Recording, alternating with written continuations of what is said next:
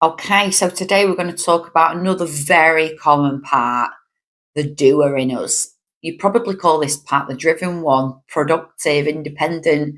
Others might call you capable and reliable, the one who always gets shit done.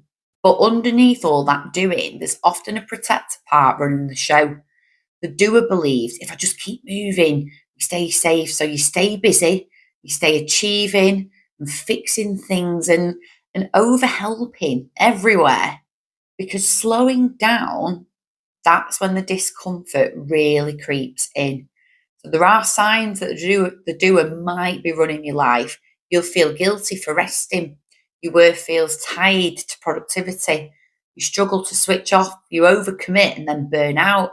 You never ask for help. And the really annoying thing is, the world rewards this part. People praise you for coping, for being so resilient and pushing through, doing it all. So no one notices when the doer stops actually being helpful and shifts to survival. But what triggers the doer? It could have been criticism, failure, conflict, vulnerability, feeling out of control. Because when difficult things appear, the doer says, quick, do something, stay productive, stay useful, stay distracted. And often this part was formed way, way earlier than what you might have anticipated. Maybe achievement got you praise.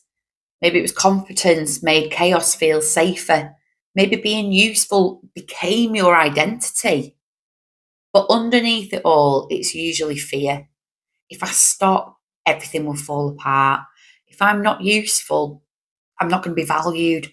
The doer isn't bad, it's protective, but eventually survival mode just becomes too exhausting.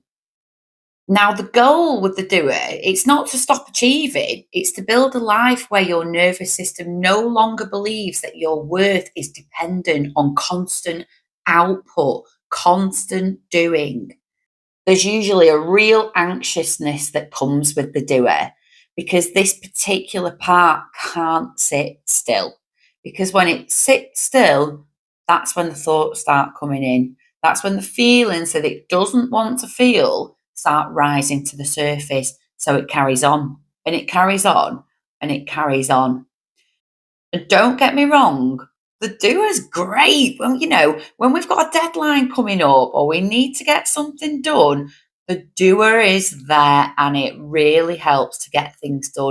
But what we want to start understanding when we're keeping ourselves busy, is it from a place of self regulation and self leadership, or is it from a place of a wounded part that